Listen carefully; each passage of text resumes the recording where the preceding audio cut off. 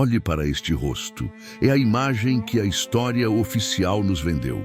A mulher branca da Casa Grande, a Sinhá. Um símbolo de pureza, de virtude, de uma feminilidade frágil e protegida. Uma figura quase etérea, sentada em sua varanda, bordando, lendo romances franceses, alheia à brutalidade que sustentava seu mundo. Mas e se este retrato for uma máscara? E se a serenidade pintada a óleo for a mais bem construída das mentiras? O que acontecia quando os retratistas iam embora? O que se escondia por trás dos leques, das rezas e dos olhares baixos? A história da mulher branca na escravidão não é um retrato, é um quebra-cabeça. E hoje nós vamos juntar as peças. Prepare-se, porque as faces que vamos revelar não são nada serenas. O retrato na parede. Vamos começar por essa imagem, pelo retrato na parede. Ele não está ali por acaso. Ele é o ponto de partida porque ele representa o ideal, a propaganda de uma época. A mulher branca no Brasil escravocrata era a guardiã da honra da família. Ela deveria ser um pilar de moralidade, submissa ao marido, devota a Deus e um exemplo de pureza para a sociedade. Sua imagem era cuidadosamente construída e vigiada. Ela era, em si, uma posse de luxo para o seu marido, o coronel ou o barão. Uma prova de seu status, de sua riqueza e de sua capacidade de manter uma mulher europeia pura em meio ao que eles consideravam a barbárie dos trópicos. Esse retrato, portanto, é uma peça de marketing. Ele vem de uma ideia. A ideia de uma família respeitável, de uma ordem social que funciona. A mulher nele não é uma pessoa real. É um arquétipo.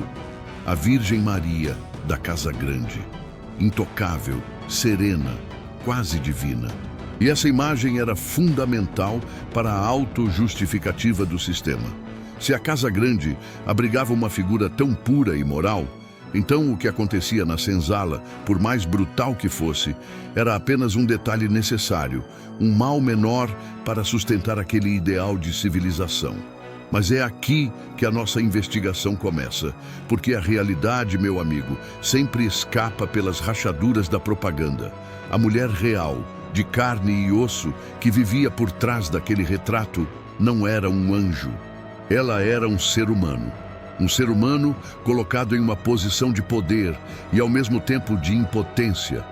E é nessa contradição, nesse espaço entre a imagem pública e a realidade privada, que vamos encontrar as suas verdadeiras faces. O retrato na parede não é o fim da história, é apenas a moldura. E nós estamos aqui para quebrar essa moldura e ver o que realmente está por trás dela. A gaiola dourada, o poder limitado da Sinhá. Antes de julgarmos as ações da mulher branca, precisamos entender o mundo em que ela vivia. E o mundo dela era uma contradição, uma gaiola dourada. Por um lado, ela estava no topo da pirâmide. Era branca, era rica, era a senhora de dezenas, talvez centenas de pessoas. Sua pele lhe dava um poder e um status que eram inalcançáveis para qualquer outra mulher ao seu redor. Ela não trabalhava no campo, não cozinhava, não limpava. Sua vida era, em teoria, uma vida de conforto e de privilégio absoluto. Mas essa é apenas metade da história, porque ao mesmo tempo em que era senhora, ela era propriedade. Ela pertencia ao seu pai e depois ao seu marido. O patriarcado era uma força tão ou mais brutal que a própria escravidão em certos aspectos. Ela não tinha controle sobre o dinheiro da família. Não participava das decisões políticas ou dos negócios da fazenda. Seu corpo não lhe pertencia. Era um instrumento para gerar herdeiros e para satisfazer o marido. Sua educação era limitada a habilidades domésticas e artísticas. Sua opinião raramente era solicitada e, quando era, raramente era levada a sério no mundo dos homens. Pense na imagem. Ela era a rainha de um castelo, mas não tinha a chave de nenhum dos cômodos importantes. Seu poder era delegado, emprestado. Ela só tinha autoridade porque era a esposa do coronel. Se ele morresse, Muitas vezes ela ficava à mercê do filho mais velho ou de outros homens da família. Ela vivia em uma gaiola feita de ouro, de seda, de luxo, mas ainda assim uma gaiola, com regras rígidas de comportamento, de vestimenta, de fala. Qualquer desvio, qualquer ato que manchasse a honra da família poderia significar o repúdio, o isolamento ou até mesmo o convento. É crucial entender essa dualidade. Ela era, ao mesmo tempo, opressora e oprimida. Opressora, por sua posição de poder sobre os escravizados. Oprimida, por sua submissão ao sistema patriarcal. E é exatamente essa tensão, essa energia contida de quem tem poder, mas não tem liberdade, que vai servir de combustível para as faces que estamos prestes a revelar. Porque uma pessoa trancada em uma gaiola, mesmo que dourada, quando recebe um pouco de poder, pode se tornar o mais cruel dos carcereiros. O reino doméstico, o palco do poder real. Se o mundo lá fora, o mundo da política, dos negócios e da guerra, pertencia aos homens, havia um território onde a Sinhá era a autoridade máxima e inquestionável. A casa grande, o espaço doméstico. Este não era apenas um lar, era o seu reino. Um microcosmo onde ela podia, finalmente, exercer o poder que lhe era negado em todas as outras esferas da vida. E neste palco, ela não era a esposa do coronel, ela era a rainha. Pense na estrutura. O poder do coronel era sobre a produção, a terra, a colheita. O poder da Sinhá era sobre as pessoas, especificamente sobre os escravizados domésticos. A cozinheira, a mucama, a ama de leite, o moleque de recados. A vida de cada um deles estava literalmente nas mãos dela. Ela decidia o que eles comiam, o que vestiam, quando dormiam, quando apanhavam. Uma palavra dela poderia significar um castigo terrível ou um pequeno privilégio. A sua aprovação ou desaprovação ditava o ritmo da vida dentro daquelas paredes. Este reino doméstico era o seu laboratório de poder. Era onde ela podia testar seus limites, onde podia ser generosa ou tirânica, muitas vezes no mesmo dia. Era onde a frustração de sua vida na gaiola dourada encontrava uma válvula de escape. Humilhada ou ignorada pelo marido, ela podia reafirmar sua autoridade, humilhando uma escravizada. Sentindo-se impotente sobre seu próprio destino, ela podia sentir o poder de controlar o destino de dezenas de outras pessoas. É fundamental entender isso. A Casa Grande não era um espaço de paz em oposição à violência do campo. Muitas vezes era o contrário. Era um espaço de uma violência mais íntima, mais psicológica e, por vezes, mais perversa. Porque era uma violência que nascia não apenas da lógica econômica da escravidão, mas das frustrações, dos ciúmes, do tédio e das neuroses de sua governante. O poder da Sinhá era um poder privado, exercido a portas fechadas, longe dos olhos da sociedade. E é nesse teatro privado, nesse reino de poder quase ilimitado sobre vidas humanas, que as três faces que vamos analisar, a amante, a cúmplice e a carrasco, encontram o palco perfeito para se manifestar. A primeira face, a amante e a fuga da realidade. A primeira face que encontramos neste teatro privado é a mais surpreendente, a que mais quebra o estereótipo da Sinhá pura e intocável. É a face da amante. Em um mundo onde seu corpo era propriedade do marido e seu destino era selado por um casamento arranjado, muitas dessas mulheres encontraram no romance proibido a única forma de exercer alguma agência sobre sua própria vida e seu próprio desejo. Não podemos ser ingênuos. Não estamos falando de histórias de amor românticas como as dos livros que elas liam. Estamos falando de atos de transgressão, de rebelião silenciosa. O casamento, para a elite da época, era um contrato de negócios. Envolvia terras, poder, alianças familiares. O amor, o desejo, a paixão Eram luxos raros. A mulher era entregue a um homem muitas vezes mais velho, a quem ela mal conhecia, e esperava-se que ela cumprisse seu dever sem questionar.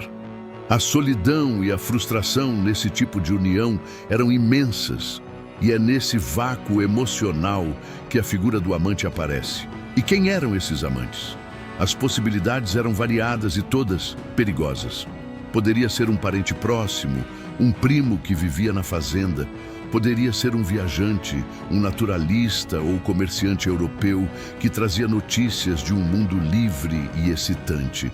Poderia ser o padre da paróquia, o único homem com quem ela podia ter conversas mais profundas, disfarçadas de confissão.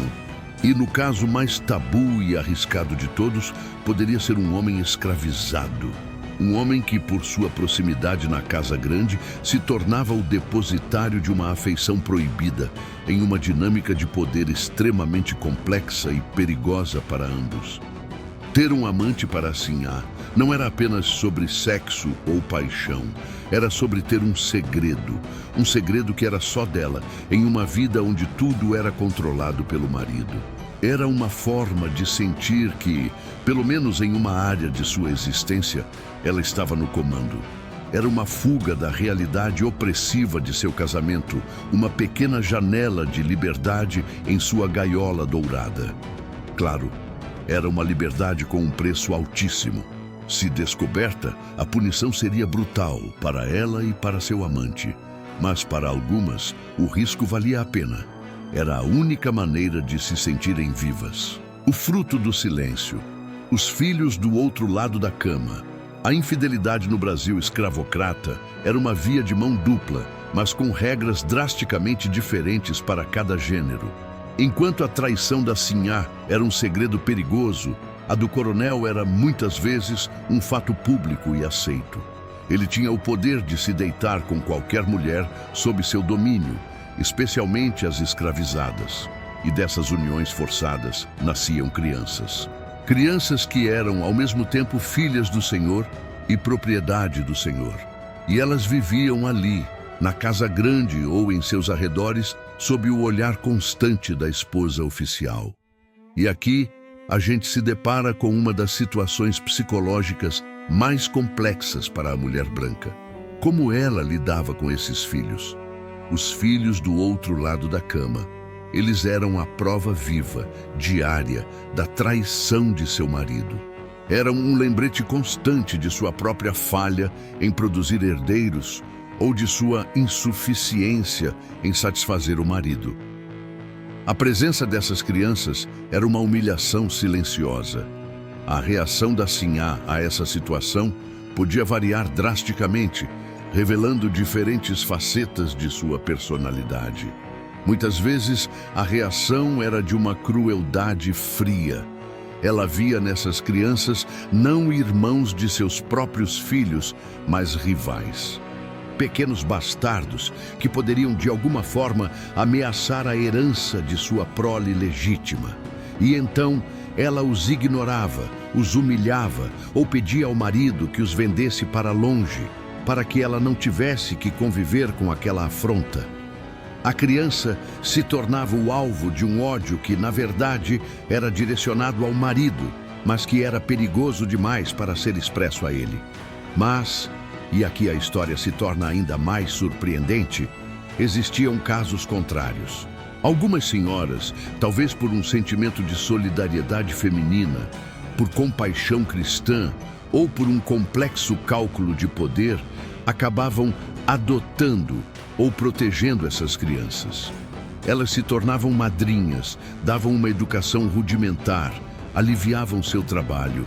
Era uma forma de exercer poder sobre algo que o marido criou, mas não controlava totalmente. Ou talvez, em sua própria solidão, elas encontrassem naquelas crianças uma fonte de afeto que não encontravam em seu próprio casamento. A relação da Sinhá com os filhos ilegítimos de seu marido é um microcosmo de todas as suas contradições. Ela podia ser madrasta e madrinha, protetora e perseguidora. E essa dualidade nos mostra, mais uma vez, que nada naquele mundo era simples. A segunda face, a cúmplice e a arquitetura do silêncio.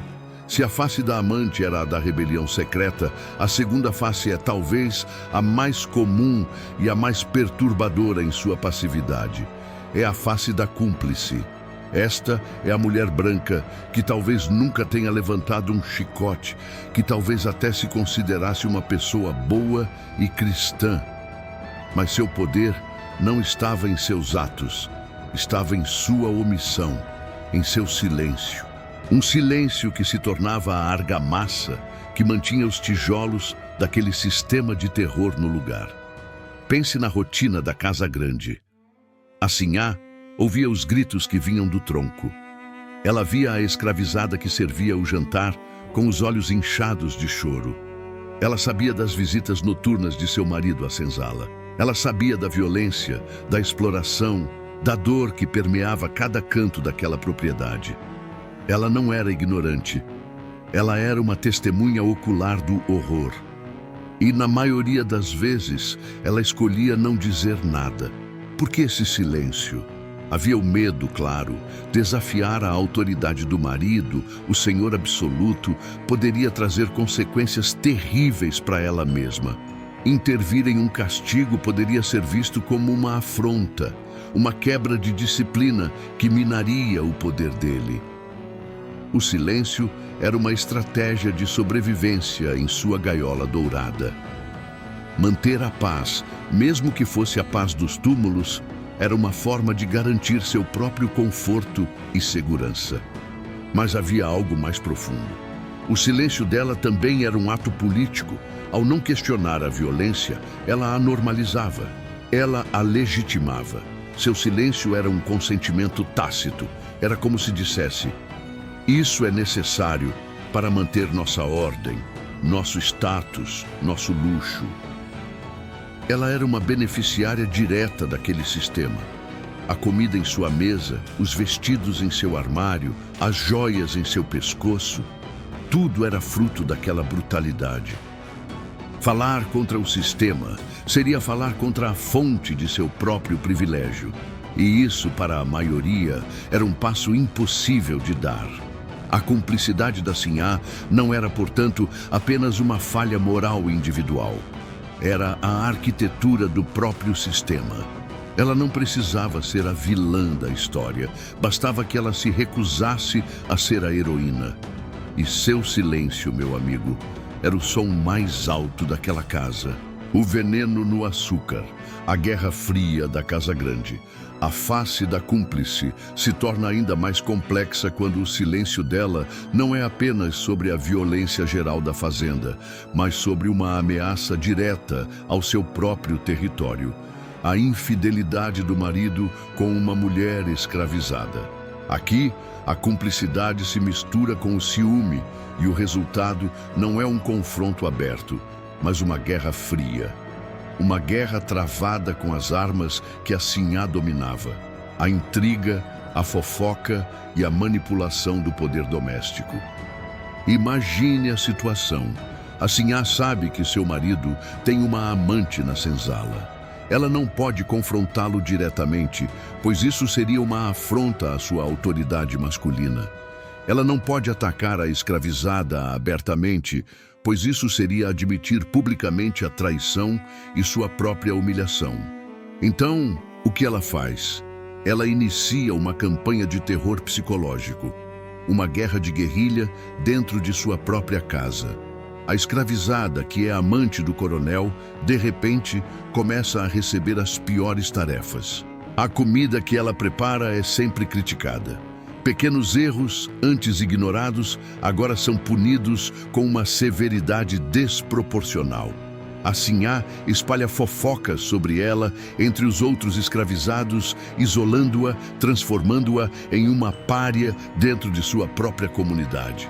Ela a acusa de roubos que não cometeu, de falhas que não aconteceram. Cada ato é calculado para minar a posição da rival, para tornar a vida dela um inferno, na esperança de que o marido perca o interesse ou que a própria escravizada peça para ser vendida. É uma violência que não deixa marcas visíveis no corpo, mas que destrói a alma.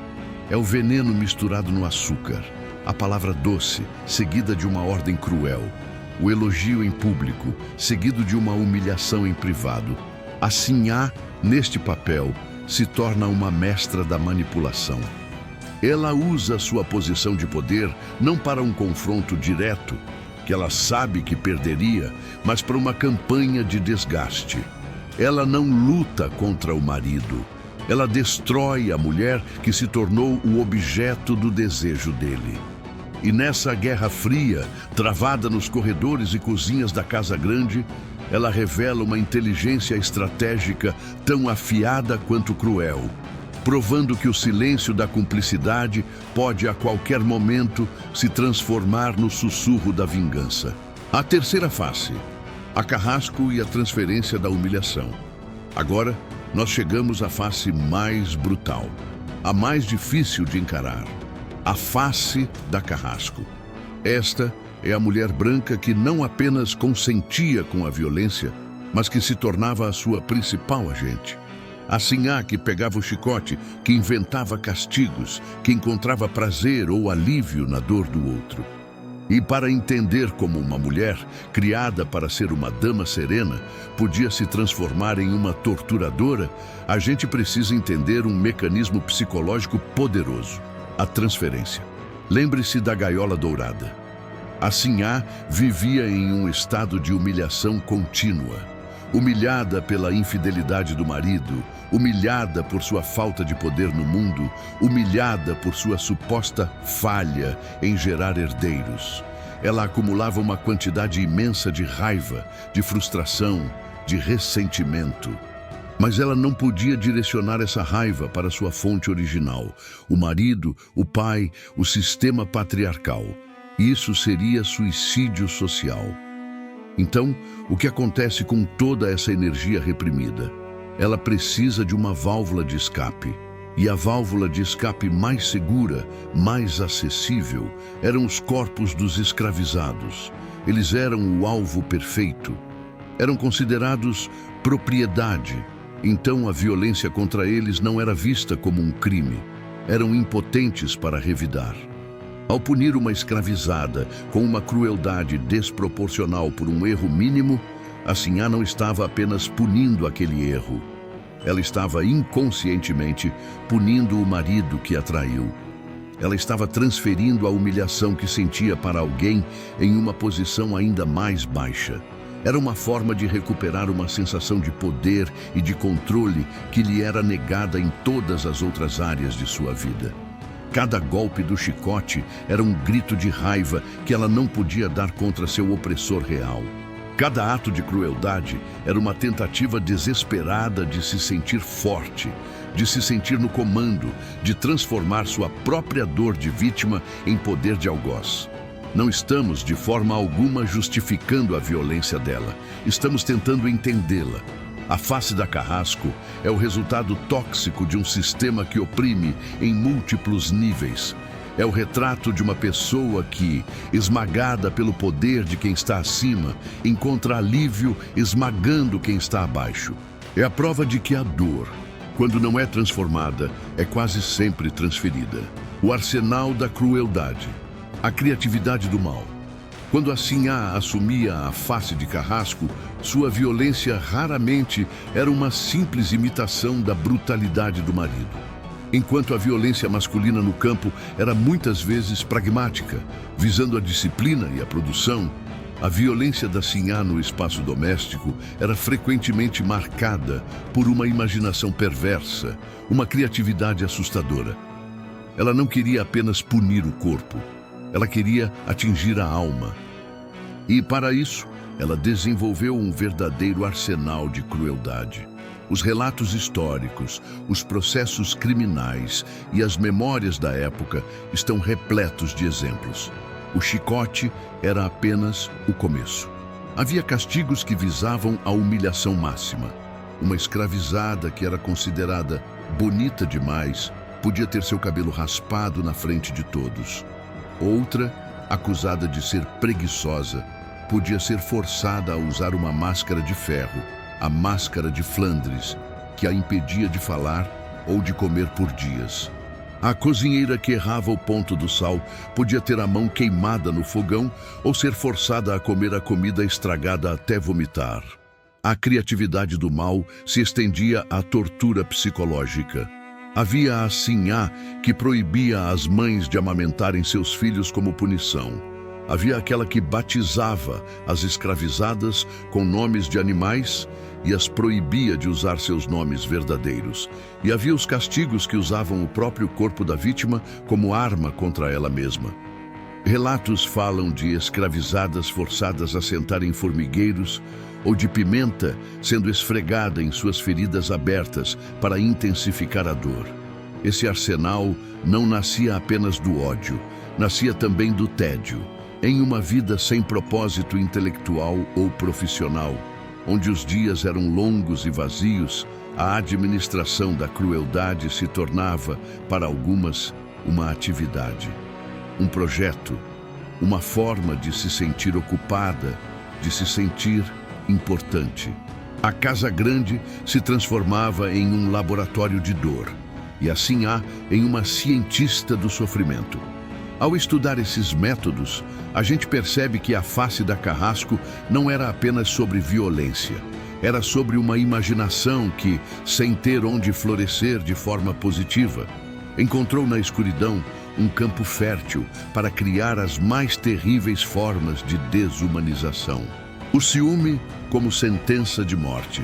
Se a transferência da humilhação era o combustível da face da Carrasco, o ciúme era a faísca que provocava as maiores explosões de violência. Nada ativava a crueldade da sinhá de forma mais intensa e letal do que a suspeita ou a certeza de que uma de suas escravizadas era a amante de seu marido. Nesse momento, a escravizada deixava de ser uma simples propriedade. Ela se tornava a rival, a personificação de todas as falhas, medos e inseguranças da senhora. E a punição, nesses casos, transcendia a disciplina. Tornava-se uma sentença de morte. Os registros da época são aterrorizantes. Há o famoso caso de Ana Joaquina de São José, em Minas Gerais, que, consumida pelo ciúme, submeteu uma de suas escravizadas, Esperança, a uma sessão de tortura que durou dias. A lista de atrocidades incluía queimaduras com ferro em brasa, extração de dentes e o corte dos seios. Tudo porque ela acreditava que Esperança era a amante de seu marido. O objetivo não era mais corrigir, era aniquilar, apagar do mundo a mulher que representava a sua humilhação. Esse ciúme era um veneno complexo.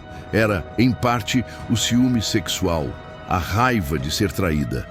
Mas era também, e talvez principalmente, um ciúme de poder.